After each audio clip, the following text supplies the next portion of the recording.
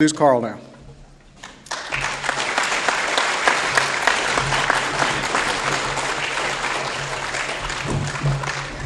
Good evening. My name's Karl. I'm an alcoholic. It's true. I am easy to host. He's been the best host for me. He didn't have to do anything. Anyway, I've had a great time. Went into D.C. with Deb and had a fantastic time today. And I'm excited about seeing a bunch of my friends and seeing people. It's just a blast to be here. These weekends, they just read it as to what we're going to be doing. It says, rarely have we seen a person fail who has thoroughly followed our path. That's what we're going to do all weekend, talk about this path. And maybe do spot checks on ourselves whether we're still on the path. And so what I'm supposed to do, I was quite concerned that I had to do 3 steps in 1 hour, and then they just took up 15 minutes of that hour doing the reading. So I'm going to do 3 steps in 45 minutes, for God's sake. But I technically claim that I can do that with new guys. I all the time claim that I put a new guy in my car in Covina. We drive 24 miles, which is about 2 hours in Los Angeles, where I'm from. But we drive 24 miles to Long Beach, and by the time we get off, we actually have technically done a Band-Aid version of steps 1, 2, and 3. But I'm not going to put you through that. So anyway, if I'm going to dive into step 1, it basically is, am I an alcoholic or not? And I know that outside agencies have often try to diagnose us. And there's some things that even people in AA, we've accepted some outside agencies' ideas, like the 20 questions. Now, it's from a brilliant university, Johns Hopkins, and AA kind of approves of it. But some of those questions, when we're trying to diagnose an alcoholic, are a little strange, such as, do you drink alone? Well, of course. And I'm not meaning to drink alone, but they left. Right? And so, there's all sorts of ways to move around that. So I was grateful when I got into Alcoholics Anonymous that I'm going to try to squeeze in my story a little bit here and there, because I think there is still a responsibility of Alcoholics Anonymous to not just try to teach when we give these talks, but we got to also share our story, because that's the magic, really, that I have found of Alcoholics Anonymous, is one alcoholic identifying with another. So I think we shortchange ourselves if we aren't squeezing our story in there. But the first thing that I am going to talk about is why I believe I'm an alcoholic. And the reason I believe I'm an alcoholic is really, really very, very simple. It's not complicated at all. The reason I believe I'm an alcoholic is because I've got a really bizarre relationship with alcohol. That's it. That is why I'm an alcoholic. And this strange relationship that I have with alcohol takes on a few forms. And the first part of this strange relationship that I have with alcohol happens when I drink it. Really strange thing happens when I drink booze, and our book calls it an allergic reaction. And the book says the symptom of this allergic reaction that I get when I drink booze is what they refer to as something called the phenomenon of craving. And the best way that I can describe this thing that the book calls the phenomenon of craving in my life is that it seems like whenever I drink booze, the more booze I drink, the thirstier I get. It happens with absolutely nothing else that I drink. An example of that is I've got this bottle of water. And over the next 45 minutes to 4 hours that I'm talking with you, I know I like the nervous laughter when I do that. Over the next 45 minutes to an hour that I'm talking with you, I'll probably drink half this bottle, and I'll probably finish the rest after I sit down. But I can absolutely guarantee you, without reservation, I can guarantee you that once I finish this bottle of water, I am not going to go buy a case of water and lock myself in a motel room. Right? There is no chance that I'll be texting Marty, dude, I need another case, man. I need another case. Come on, man. I'll turn the pink slip in my car over. Come on, right? It's not going to happen. It's not going to happen. But if that was the only thing that made me alcoholic, this bizarre physical reaction that I get, this strange, unquenchable thirst that happens once I start drinking, if that was the sum total of my relationship to alcohol, well then, Just Say No would have wiped out alcoholism, right? In the early 80s, Nancy Reagan, right out of the city, right up just north of us, right? In the early 80s, came out with a massive marketing campaign of just say no. If that would have worked, I would have, and I imagine you would have, at the first sign of trouble, would have gone, oh, no. and just gone on and lived a happy, successful life just saying no. But I've got this other strange part of my relationship with alcohol. And what's really strange about this component of my relationship with alcohol is that this happens when I'm not drinking. This is the part of my relationship to alcohol that used to devastate, confuse, and break the hearts of anybody who loved me, cared about me, or who counted on me. Our book calls this the mental obsession. They also refer to as the strange mental blank spot. They also, more specifically, call it the thought process that precedes the first drink. The best way that I can describe this thing that the book calls the mental obsession in my life is that it seems like no matter how much pain and suffering my last drunk caused, I seem to have a mind that will always paint a picture that makes it okay for me to take another drink. I seem to have a mind that will always rationalize and justify my walk back to the next drink at all costs. So therefore, because of these two components of my relationship to alcohol, number one, I cannot drink successfully because of this bizarre craving that takes over. So I cannot drink successfully. But at the very same time, because this thing called the mental obsession, I cannot not drink successfully. I'm damned if I do, and I'm damned if I don't. It's the ultimate catch-22 we call alcoholism. Because I swear to you, if I could do either one of those two things, either drink successfully or on my own not drink successfully, that's what I do. Actually, I just lied. Keith was chatting with me a little bit and giving me some instructions, and he said, have a good time, but try not to lie, Karl. And I'm 6 minutes into this, and I just lied. I told you I would drink successfully if I could. I used to think that I wanted to drink successfully, but I was ill-informed as to what successful drinking was. And the reason I was ill-informed as to what successful drinking was is because I had never done it. But now, at 36 years and 5 months of sobriety, I think I'm at, 36 years and almost 5 months, I have read about successful drinking, and I've witnessed it in a number of other people. And I'm here to report to you what I found out, and let's see if you're interested in successful drinking. Apparently, successful drinking entails drinking approximately 2 drinks and stopping. I hear the nervous laughter. Huh? 2 drinks, huh? See, I get twitchy just thinking about it. I would rather all of you stand up right now and scream obscenities at me for the next hour, rather than for me to be caught in a situation where I have 2 drinks in me and I can't get any more. That is literally a nightmare situation for me. I'm going to harp on that physical feature a little bit more because it's the one thing, bar none, we all have in common if we're alcoholic. Because the fact is, there's a lot of things we don't have in common. That's the honest truth. And why is that? Is because Alcoholics Anonymous is a huge, wide cross-section of society. Every single race, creed, color, religion, every single social and economic background, every type of different family, every type of age group, we're all represented here in Alcoholics Anonymous. We really are. To illustrate that, in any given meeting of Alcoholics Anonymous, I guarantee you there's a good chance there is a bank president in there. Almost as good a chance there's probably a bank teller in there. And I can absolutely guarantee you that there is a bank robber in there. Right? Right there in the very same meeting of Alcoholics Anonymous. They're all telling a very different story about what just happened. Right?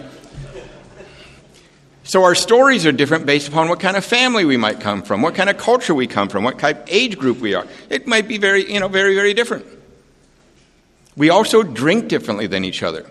We really do. If you listen closely when people in Alcoholics Anonymous share their story, I think you will agree we drink differently than each other. To illustrate that, let's imagine we opened up those doors and wheeled in a giant cart right into the front of this room. And on that cart, we had all the kinds of booze we all love, right? If you're a top shelf expensive drinker, we got it. Remy Martin, Cavassier, fine, we got it. If you're a bottom shelf drinker, we got that too. Mad Dog 2020. I always love the guys that go, yeah, right? There's usually some guys that start to salivate about this point, right? And everything in between. We got it all in that giant cart, and all of us take a good 4 or 5 stiff drinks, real drinks. No umbrellas in there, no mixer. A good 4 or 5 stiff drinks we would all be acting very differently. Right? Over in this corner, right, we'd have the good time crowd. Fun, fun, fun, talk, talk, talk, drink, drink, drink, party, party, party, talk, talk, talk, woohoo, party, drink, drink, drink, add a little methamphetamine, talk a little faster, talk, talk, talk, talk, right? Having a good time over there. Over in that corner, we'd have the criers. You know them, they get a little drunk, you're like, oh, man. Over in that corner, we'd have the fighters, right? Over in this corner, a bunch of us would be naked.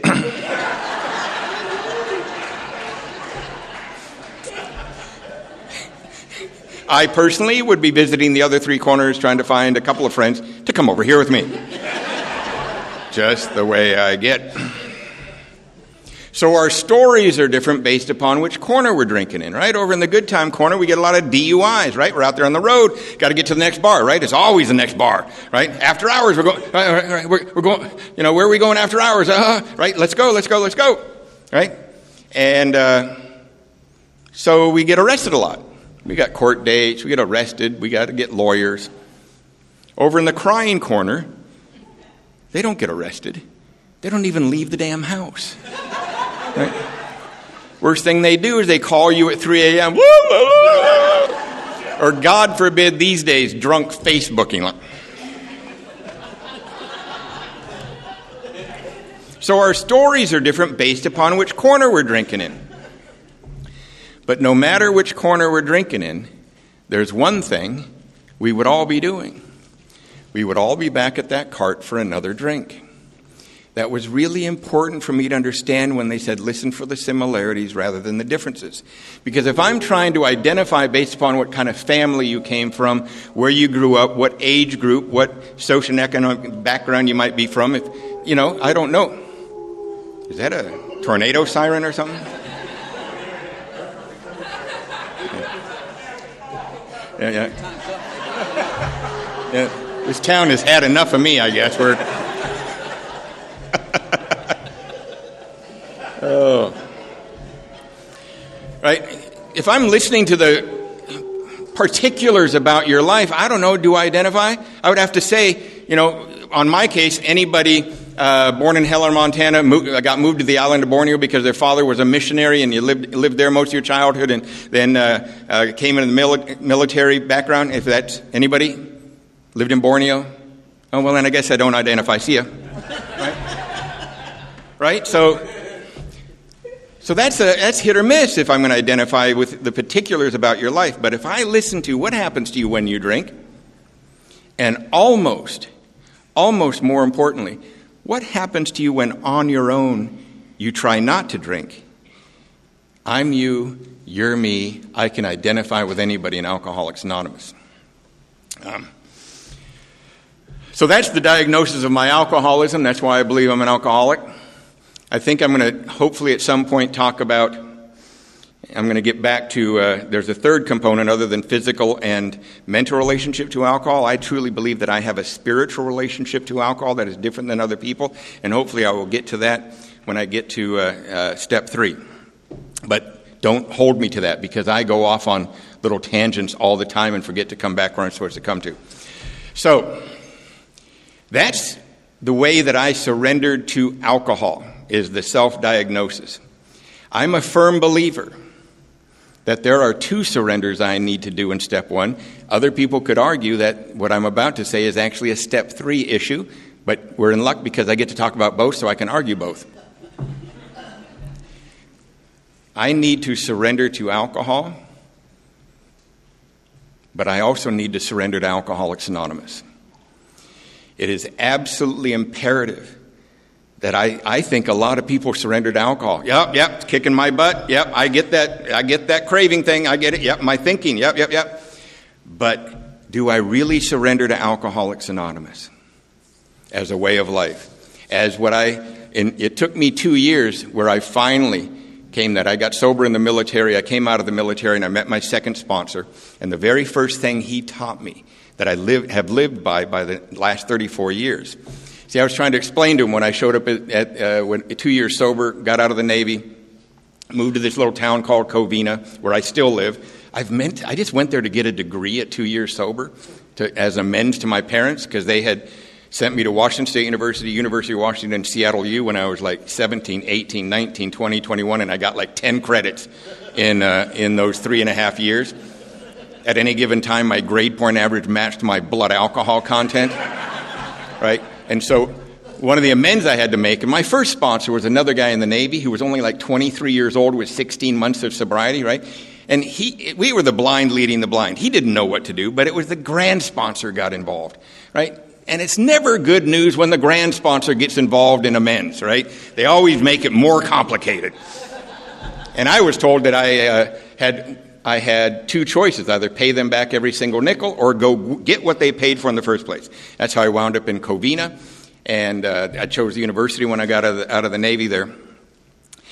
And I was trying to explain to this man that became my second sponsor. His name was Eddie Cochran. His sobriety date was December 2nd, 1951. One of the pioneers of Southern California Alcoholics Anonymous. And I was trying to explain to him, you know, I'm 2 years sober. I'm fresh out of the Navy. Nice to see this little town here. Nice to see where the meeting hall is. I'm glad I know now where the meeting hall is in this town. But I'm going to be going to the local university. I have to work. I have to be self-supporting. I need to get a life. I've heard people in AA talk about having a life. I need one of those. And I will stop by when I get a chance. But you won't see me very often because I'm going to be busy. And he had this little chuckle that I heard quite often when he talked to me. And he gave me the secret to what I call is where I finally surrendered to Alcoholics Anonymous. For the prior 2 years in the Navy, I had been a nomad in Alcoholics Anonymous. Wherever the ship pulled in, we would find meetings.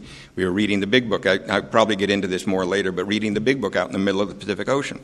But I never knew what it meant to have a home group. I never knew what it meant to really be of service. I really did not know what it meant to work with a lot of people in Alcoholics Anonymous and actually get into the center of Alcoholics Anonymous. And when I tried to describe this to Eddie, he said, and when I tried to tell him how busy I was going to be, he said, that's all well and good. School and work are wonderful things for a young man recovering from alcoholism to do. But son, that's what we do in between meetings.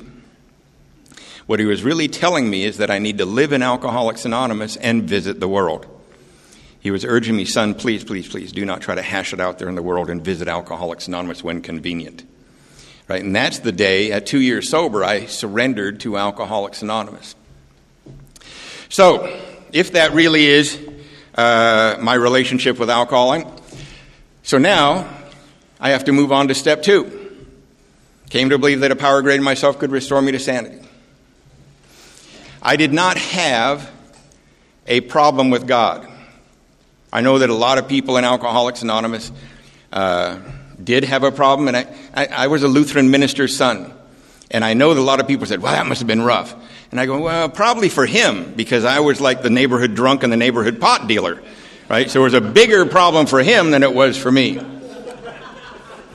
And, you know, there I am by 14 there in Seattle. When we came back from Asia, we're there in Seattle. And by the time I'm 14, I'm the neighborhood, like I said, I'm the neighborhood drunk. I'm the neighborhood pot dealer.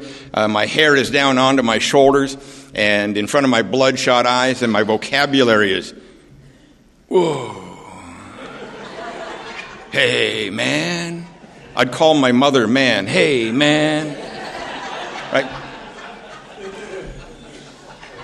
And they were constantly trying to fix me, right? And I came from a really, really good family. I really did. But I'm alcoholic. And I never had a real issue with God. I really didn't. Here's what the real thing was. I never paid enough attention to have an issue with God. I got so stoned and drunk as an adolescent that I had just sort of accepted a lot. I have a bigger problem with God standing here right now than I did when I was newly sober. It's now because I constantly think about it and I analyze and I always got to get back to the very simple idea of what it says on page 47. We needed to ask ourselves but one short question. Do I now believe, or am I even willing to believe, that there is a power greater than myself? And it was really important that it was pointed out, do I now believe, or am I even willing to believe? And I could concede both of those. But here's the thing. It says, as soon as a man can say he does believe or is even willing to believe, we emphatically assure them they're on their way. They were like saying, Karl, you don't need to analyze it too much more past that. It is upon this simple cornerstone that we've been able to build a wonderfully effective spiritual structure can be built for a lifetime. Now, what they're saying is that based upon the simple idea of that, I don't know what it is, but I'm willing to believe. And that was really important, that I'm just willing to believe that there's something. They call that the cornerstone. Now, I'm not a construction guy, but in 2016, a large contribution came into this foundation that I am the head of. And it was going to rebuild a historical landmark in this town called Covina. And I had to get all the contractor and work with the contractor. And, of course, part of that was building the foundation. And it was a historical landmark that was built in 1880. And when they took it down to the studs and then exposed the full foundation, the contractor said, this foundation is in perfect shape. That cornerstone, we don't need to do anything. This was done right. And I said, you mean we're going to double the size of this thing? And we're going to expand it out? And the cornerstone and the foundation are in place? He goes, yeah, they knew what they were doing back then. It is absolutely beautiful, and we can expand out on that. And I go, so the next 100 years of the redesign of this can rest on that. And he said, I guarantee it. Think about that, and then put it to what they just said.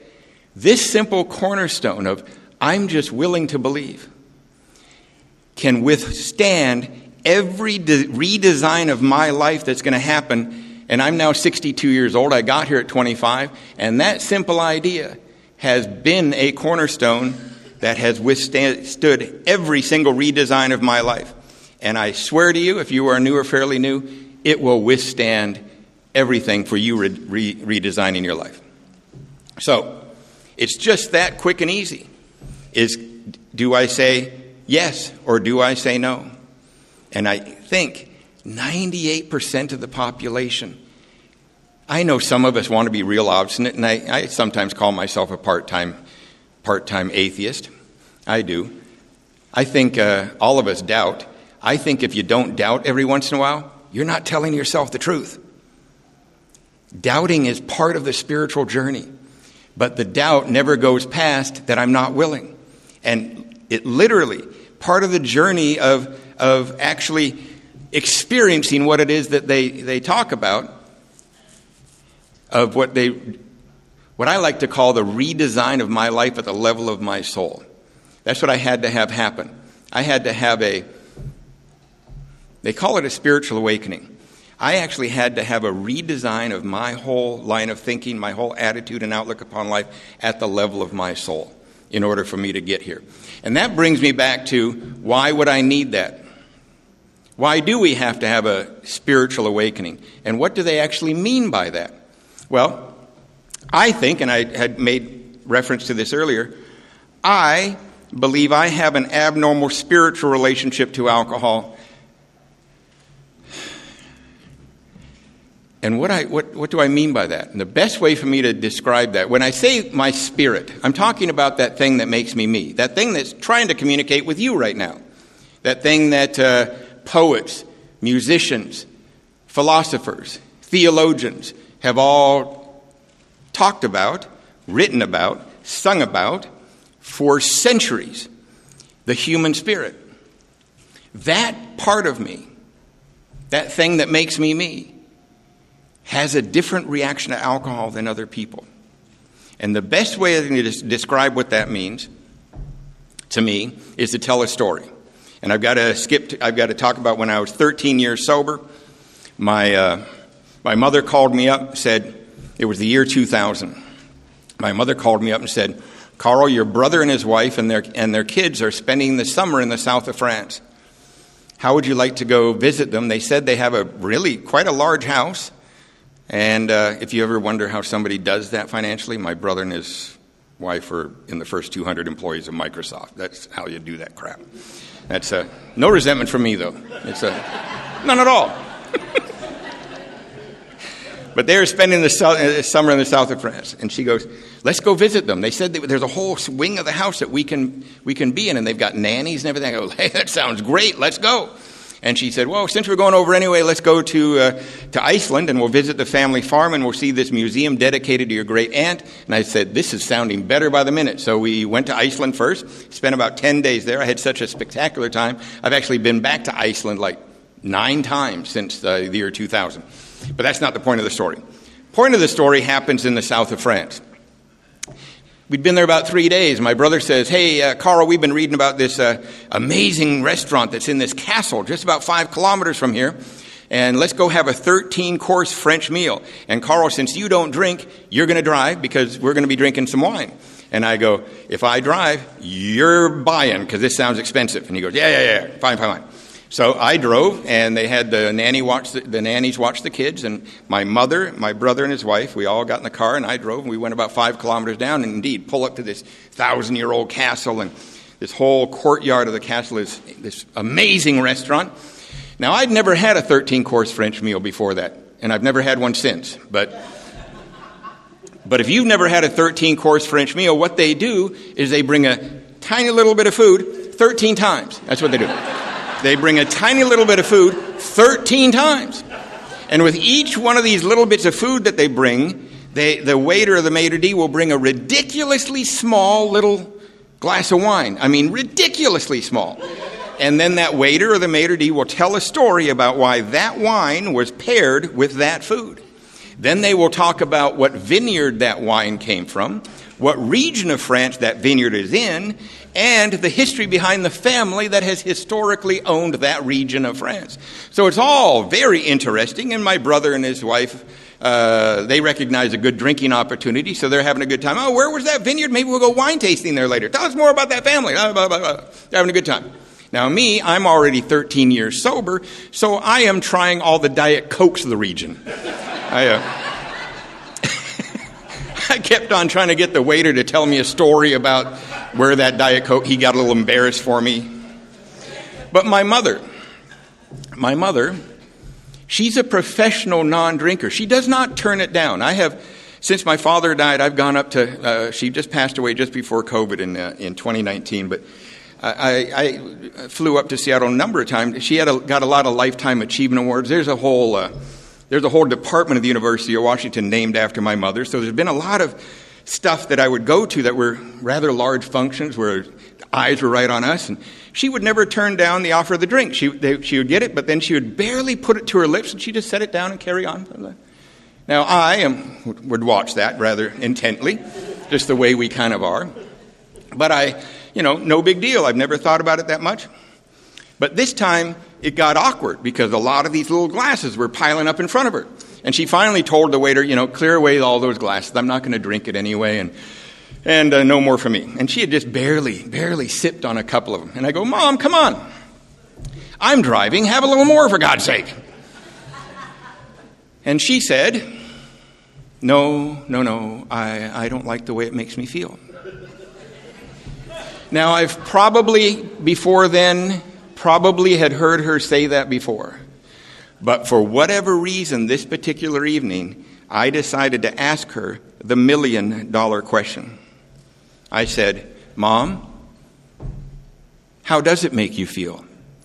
And what she said floored me, and is the whole point of me telling you this story. This is what she said. She said, well, Carl, I'm here tonight having a once-in-a-lifetime experience.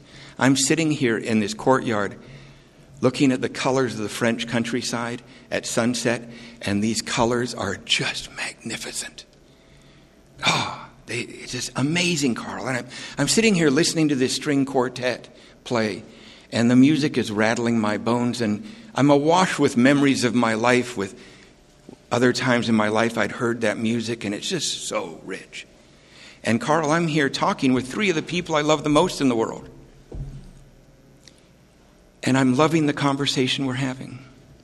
But Carl, if I were to drink a little bit too much alcohol, those colors would start to get dull and blurry. The music would start to sound shallow and off in the distance. And Carl, I would have a really hard time keeping this conversation going with you. Do you get that? That is fundamentally the opposite relationship to alcohol than I have. Because what she's saying is of and by herself. She can see the colors of life. She can hear the music. And she can connect with God's other kids. And if she adds a little bit too much alcohol, it all gets dull, blurry, and sloppy. You see, me, of and by myself, I cannot see the colors. I cannot hear the music. And you are goddamn boring. You really are. You give me 4 or 5 drinks and, do you see those colors? Look at the tapestry of God's handiwork. That is amazing. Do you hear that cello? I can tell you where that was made, whether I know or not. I can make up the name of a German village on the spot. And you become very interesting, but not as interesting as me. And when she said that, everything Alcoholics Anonymous had taught me in the previous 13 years, you know, that sort of experience where it's all, boom, it came together in one spot. I realized what you had done for me in the last 13 years. And I didn't even need to know that you were doing it for me. But I'm convinced it's the purpose of the steps of Alcoholics Anonymous. It's the purpose of the home group. It's the purpose of service. It is the purpose of everything we do in Alcoholics Anonymous, and that is to awaken my spirit to the world without a drink. Because if that does not happen, I'm not staying. I can't stay in that dark, boring half-life that I was experiencing in between drunks. I can't stay there. And if you don't give me color and imagination and meaning and purpose and a fulfilling life, I ain't staying. But you did. You gave it to me. Now, I didn't need to know any of this. Now, here's a very simple version of how, other than going through the book, now, like I described, my first 2 years of sobriety, I was thrown into a military treatment center. It was not like I thought my drinking's getting out of hand. I'd been drinking on antabuse for 7 months. That gets colorful, right? Red face, hyperventilating and sweating and projectile vomiting. So, sort of like, kind of like Linda Blair spraying across the room. But I used to drink in this hotel room where the toilet is in the same room with the bed. It was kind of a design feature, I believe, maybe to make convicts feel more at home upon release. I'm not really sure. But I did find the magic of drinking on top of antabuse, and that is if you hang in there. That's a very important aspect. If you're going to drink on antabuse, you cannot half measure it. In fact, if you're going to drink on top of antabuse, you need to reach down deep inside yourself for a level of commitment you might not even know you have. Right? So it wasn't my choice to come to Alcoholics Anonymous. I was taken out of jail one more time in handcuffs and thrown into the officer deck. When they tried to bring me back to my ship, said, wrong answer. Orders are 90 days in the brig, bad conduct discharge, or treatment. He kind of seemed disgusted. Or he qualifies for treatment. Now, they didn't turn to me and say, you know, when you're in handcuffs, they don't say, so what's your opinion on what happens next? Right? When you're in handcuffs, you go where they say. And they took me up to a military treatment center. Then I'm exposed to Alcoholics Anonymous. That's what I'm so very grateful for, is that the military took me to Alcoholics Anonymous. So now, I'm sitting in my first 2 years of sobriety. I'm still on that ship. I still had 2 more years to do. And I got past the probation. And I actually got an honorable discharge out of the Navy after 2 years of sobriety. That's the result of the steps of Alcoholics Anonymous, an apparently merciful God, and a Navy clerk that lost half my file. That's how that happened. But my first 2 years I'm spent in the Navy, right? And on a ship pulling into ports everywhere. And so we would always find you guys. And when the ship was out at sea, we would read the big book of Alcoholics Anonymous. Just that one other guy and I. His name was Bob W. He was 23 years old. He had 16 more months than me. And he was very proud of his name. I am Bob W. I'm the hybrid of the founders of Alcoholics Anonymous, he would say. And we would all roll our eyes. Oh, my God. But in a real-life version, and from somebody not even in Alcoholics Anonymous, the simplistic, idea of what is this thing we call a power greater than ourselves that we, in the Western world, we call God. My ancestors, call that place where, we'll talk more about that later. Anyway, so I'm about 7 months sober. I'm at a bunch of meetings, and I heard you guys talk about that I really, really needed this thing called, this spiritual awakening, this thing called God. And people were talking about all sorts of different perceptions. That's one of the most beautiful things about Alcoholics Anonymous is we have 175 people in this room. We have 175 different perceptions of this thing we have those 3 letters for, which is God, right? And that's the most beautiful thing about Alcoholics Anonymous. But it can be confusing to a new guy who's a Lutheran minister's son, because it's sort of ingrained in you that God is this one thing. And I was quite confused, and I decided to call up my dad. And my dad was taking my phone calls when I was new, but he wasn't happy to hear from me. And it was mainly because I had lied so often. He was not even sure that I truly was sober. And so he had a master's of divinity and a PhD in theology, right? So of anybody that studied about God, this man knew all aspects of world religions, and especially in his. A very educated man in religion. So I thought maybe I would ask him what God is, and he would let me know, and I would come back and try to straighten out Alcoholics Anonymous. So I had about 5.5 months of sobriety. I call up my dad and I go, Dad, I'm getting confused. And they say I really have to find this thing called God in Alcoholics Anonymous. And you got to tell me, you've been a minister and a theologian your whole life, and you have spent your whole life talking about God, reading about God. You got to tell me, what's God? And this is what he said. He said, how long has it been since you've had a drink? And I said, 5.5 months. And he said, well then, God is whatever got you to those people in Alcoholics Anonymous. For Christ's sake, do what they say. Click.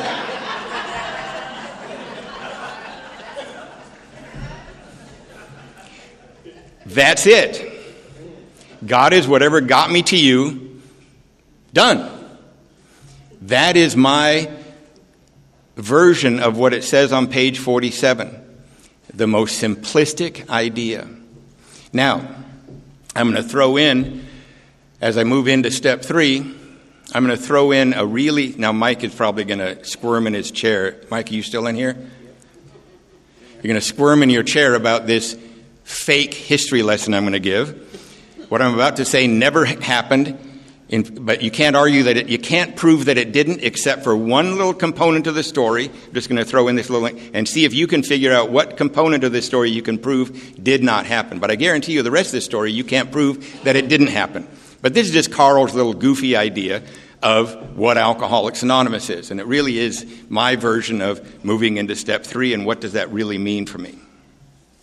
Here's a really goofy version of AA history. In the early 1930s, all of the greatest spiritual leaders that have ever been on this planet are up there, wherever it is that we go, right? Western world calls it heaven. My ancestors call it Valhalla. I think AA likes to call it the big meeting in the sky. And I've always wondered, when you get up there, do they let you talk first, or do you have to mop the floor for 6 months? What happens when you get there? All of the greatest spiritual leaders of all time. Abraham's up there, Muhammad's up there, Jesus up there, Buddha's up there, Gandhi's up there. They're all up there, right? And there was I think Abraham got diverted and was bored one day and decided to look down on the planet and started noticing, what the heck is the matter with this group of people? We've given so many different versions in order to have this spiritual awakening, this idea of God. And I mean, all of us are up here that have done that. We've given at least 10 or 15 rational, beautiful ways to do it. But look at these alcoholics and drug addicts down here who can't seem to get it. They just can't seem to get it. And he went to all his other brothers and got Muhammad and Jesus and Buddha and Gandhi all together, and they said, we got to talk about this. Look at down there. It's already early 1930s, and look at these alcoholics dying in the streets and in the mental institutions. But we've given them all of these pathways to God. Let's discuss, do you think they deserve their own unique pathway? Do you think they really deserve that? Let's have a little discussion. And they started to talk about the pros and cons of whether we're going to give one more, after they've already given 10 or 15, one more pathway to experience the spiritual life. And as they were having this little discussion, Gandhi chimed in and said, well, if we are to give them their own unique pathway to God, I think we would need to make part of that solution that they get to incessantly talk about themselves. Because they're going to do it anyway. So they said, okay, we're going to throw that in there. We will throw that in there. And they'd had a group conscience and they voted in, yep, we're going to do it. We're going to give them their own unique pathway to God, specifically designed for them. So then they had to get a committee together, and they got a committee together, and they looked down on the planet, and they found this stock speculator and a proctologist. That late sponsor of mine called that odds and ends, is what they called that. And they gave us Alcoholics Anonymous. And they literally gave us Alcoholics Anonymous, specifically designed for us. So when it says, made a decision to turn my will and life over to the care of God as I understood him, where do you think, in trying to do that, what does that really mean? And especially when I'm new. If any of you sponsor guys that are in local recovery houses or something, or if you're a woman who sponsors a woman in a woman's recovery house, what do you think would happen if you walked into that recovery house late at night and walked right into one of the bedrooms and said, hey guys, and 3 or 4 of them, huh? Oh, it's my sponsor. You guys live in the essence of step 3 today? Your life depends on that? And walk out. They would all look at each other going, oh, I don't know. Wouldn't it be nice that if you were to say that, walk in and shock them with that question, they'd be able to say yes or no? So let's see if we can't throw that idea out there. Let's see if we can't get the brand new person to be able to respond to that question with an honest answer. Did I really live in the essence of step 3? So, I've only got 8 minutes left. Goodness sakes. All right. So we have to split apart the words, and I'm going to do it real quick. What is my will and what is my life, and how on earth do I turn that over to the care of God? Right? I need to define what is my will and what is my life. And my will is my thinking. My life is the sum total of actions that I've taken so far. I usually go off on a bunch of little stories and to try to confirm that, but hopefully you can accept that. My will is my thinking, right? I think I will, I think I should, I think I will, blah, blah, blah, right? It's just what I think I should do. And my life is actually the sum total of my actions. My life is not the sum total of my thinking. It's only if I act on it, right? My will is my thinking. My life is the sum total of actions that I've taken. But I've never been able to control my thinking. Have you? I mean, right now, my thinking is bouncing around like a ping pong table saying, Carl, you forgot this story just about 3 minutes ago. And should you go back to that story? No, don't. No, Carl, you'll get even more confused than you are right now. And Carl, why are you trying to explain this to them? They have no idea what you're talking about. That's what my mind is doing right this second. Right? And your mind is saying, what is he talking about? And why did that guy get up and walk out? Was he mad? Right? Blah, blah, right? A mind, blah, blah, blah. So I can't control that. But I can control my actions. Right? I can stay here right at the podium and keep plugging through this no matter what.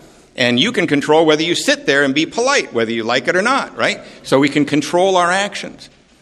So I'm going to drop out the thinking and just say, and shorten, I know it's blasphemy, going to shorten step 3 into made a decision to turn my actions over to the care of God as I understood them. So if I'm a newly sober alcoholic that's looking for a place to turn my actions over to that represents the care of God, where would that be? Should I go sign up for the Red Cross? Should I go get a job with World Kitchens? Oh, what a great cause, right? But is that, as a newly sober alcoholic, is that really the care of God for me? I would contend that there's no better representation of the care of God for an alcoholic than Alcoholics Anonymous. If we're to believe that silly story I just talked about, that indeed Alcoholics Anonymous is a unique gift given to us specifically for us to experience the thing that mankind has been experiencing for centuries, then it would be an easy jump to say, I'm going to turn my actions over to the care of Alcoholics Anonymous. And that is the best representation of the care of God I can find on this planet. And if that's true, the new guy in the recovery home, when you say, did you live in the essence of step 3? Your life depends on it. That kid, if he knew this, could hop up and say, why, yes, I did. I called my sponsor today. I went to 2 meetings. I actually looked out for a guy that had 9 days less than me. I read a chapter out of the book. Yes, I have lived in the essence of step 3 because I was right in the center of Alcoholics Anonymous today. Or they could actually say, and this is equally important, to say, actually, no, not today because I forged my court card. I didn't call my sponsor. And I got in a fight with a brand new guy and told him to get out of my face. But he could say, I was not in the essence of step 3 today, and I can do better tomorrow. Meaning at least they know where they stand. A big problem, I think, in people that are new or fairly new is they don't really know where they stand with this thing. Am I really doing what I need to do to stay sober? And then I think Mike even made a reference to this, that sometimes we hear from the podium that Alcoholics Anonymous is not working properly. And I would contend that's not true. I think the people that think that Alcoholics Anonymous is not working properly are just bad statisticians. They didn't take a statistics class in college. Because, yes, it's true that it seems that way, but if you take statistics properly, Alcoholics Anonymous is working brilliantly. It's just that more outside agencies than ever before in the history of Alcoholics Anonymous, and I don't think this is a bad thing, more than ever are referring possibly people that are not ready to get sober yet. But they're referring people to go watch Alcoholics Anonymous. And I think that's a wonderful thing. That's how I got sober. They allowed the United States Navy to send a whole bunch of us into the meetings, and some of us were not ready to get sober. But why would we throw those people that are in here that have no sponsor, no home group, are not working steps, have no commitments, and have never thought 2 minutes about working with another person? Why would we throw those people into the success statistics of Alcoholics Anonymous? That would be as silly as my son and I love to watch football. And my son is a good statistician, and we go up to Seattle quite often because I'm from Seattle, so I brainwashed my son into being a Seahawk fan. Right? He's 16. He's never known anything other than that. Right? But if we go up at least once a year to the games in Seattle, and we also, whenever Seahawks come to Southern California, we are at every single game. Never when we're sitting in the stands watching the game do one of the statisticians come off the field and say, hey, son, how many passes did you complete during the game? Nobody does that. That would be ridiculous. Right? But so then, why would, you wouldn't throw the people watching the game into the statistics. That would be silly. It would also be silly that if after the game my son, and when I took him back to his mother's house, because we've been divorced for 12 years, that he were to say, Mom, I'm a pro football player. She would go, no, son, I love you, but you're delusional. No, you're not. You just watched a pro football game. But how many people that are not doing Alcoholics Anonymous, they are only watching Alcoholics Anonymous, they have no sponsor, they have no home group, they are not taking steps, they certainly aren't working with others, go home and tell their family that they are in Alcoholics Anonymous. And then they keep getting drunk and the family goes, right? No. It's still true today. Rarely have we seen a person fail who has thoroughly followed our path. Now here's the thing. I'm preaching to the choir right now. Because the only people that come to these weekend step studies are the people that are dead serious about being on the path. Right? But, so, that is a Band-Aid version and a 45-minute summary of steps 1, 2, and 3. And it's a pleasure to be here this weekend. Thank you.